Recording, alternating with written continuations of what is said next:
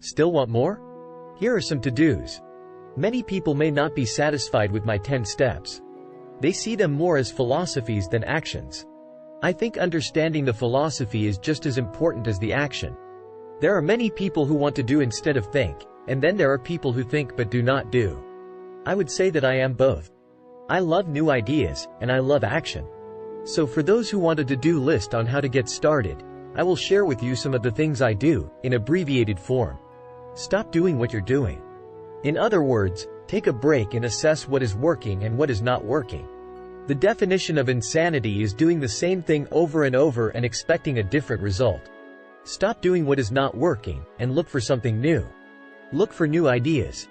For new investing ideas, I go to bookstores and search for books on different and unique subjects. I call them formulas. I buy how-to books on formulas I know nothing about. For example, in the bookstore I found the book The 16% Solution by Joel Moskowitz. I bought the book and read it, and the next Thursday, I did exactly as the book said.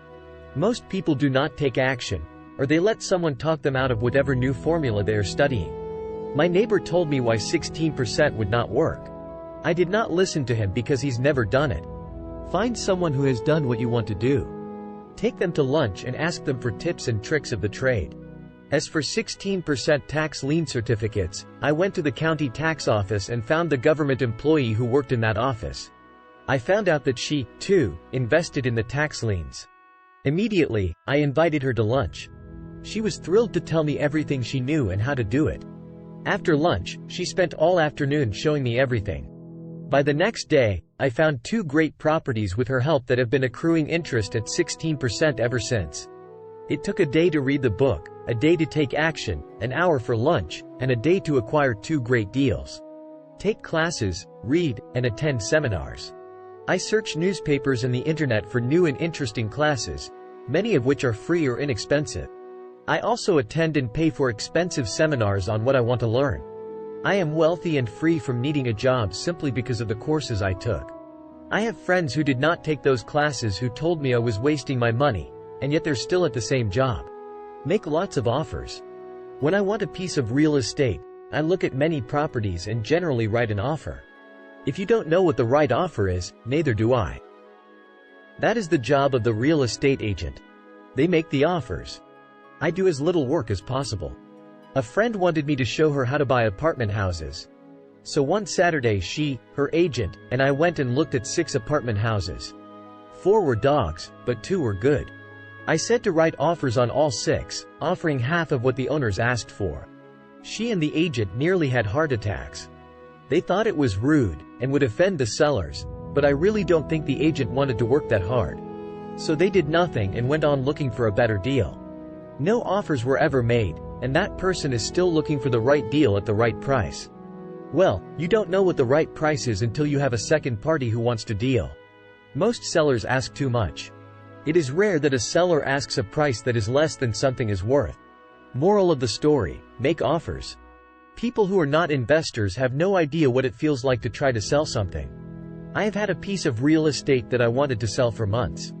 I would have welcomed any offer. They could have offered me 10 pigs, and I would have been happy, not at the offer, but just because someone was interested. I would have countered, maybe for a pig farm in exchange. But that's how the game works. The game of buying and selling is fun. Keep that in mind. It's fun and only a game. Make offers. Someone might say yes. I always make offers with escape clauses. In real estate, I make an offer with language that details, subject to contingencies, such as the approval of a business partner. Never specify who the business partner is. Most people don't know that my partner is my cat. If they accept the offer, and I don't want the deal, I call home and speak to my cat. I make this ridiculous statement to illustrate how absurdly easy and simple the game is. So many people make things too difficult and take it too seriously. Finding a good deal, the right business, the right people, the right investors, or whatever is just like dating. You must go to the market and talk to a lot of people, make a lot of offers, counter offers, negotiate, reject, and accept. I know single people who sit at home and wait for the phone to ring, but it's better to go to the market, even if it's only the supermarket.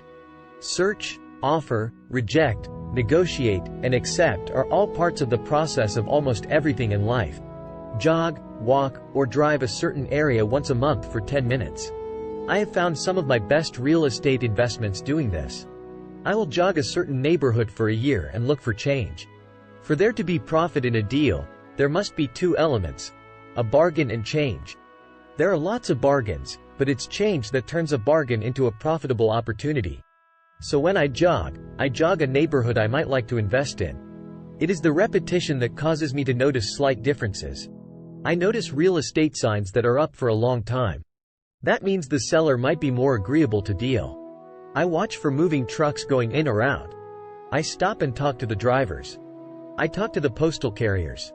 It's amazing how much information they acquire about an area.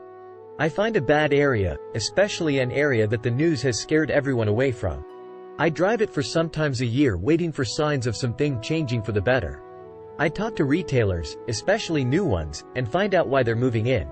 It takes only a few minutes a month, and I do it while doing something else, like exercising, or going to and from the store. Shop for bargains in all markets. Consumers will always be poor. When the supermarket has a sale, say on toilet paper, the consumer runs in and stocks up. But when the housing or stock market has a sale, most often called a crash or correction, the same consumer often runs away from it. When the supermarket raises its prices, the consumer shops somewhere else. But when housing or the stock market raise their prices, the same consumer often rushes in and starts buying. Always remember, profits are made in the buying, not in the selling. Look in the right places.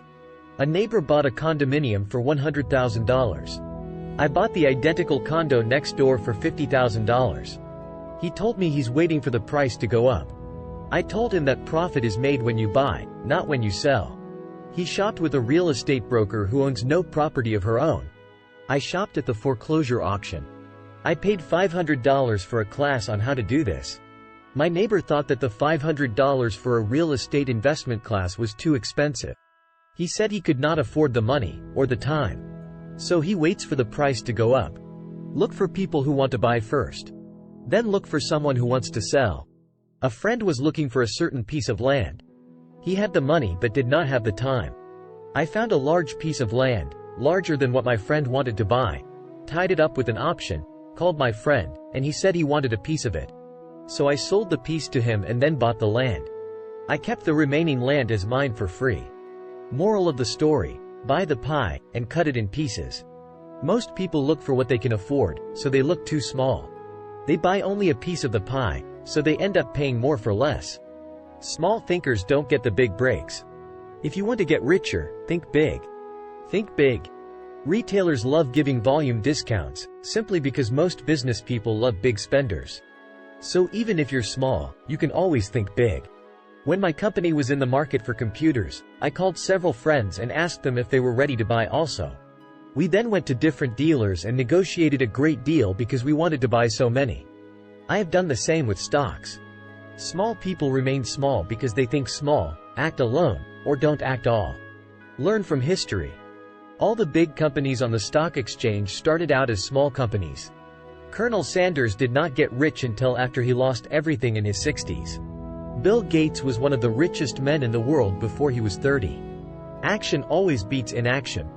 These are just a few of the things I have done and continue to do to recognize opportunities. The important words are, have done, and, do. As repeated many times throughout the book, you must take action before you can receive the financial rewards. Act now.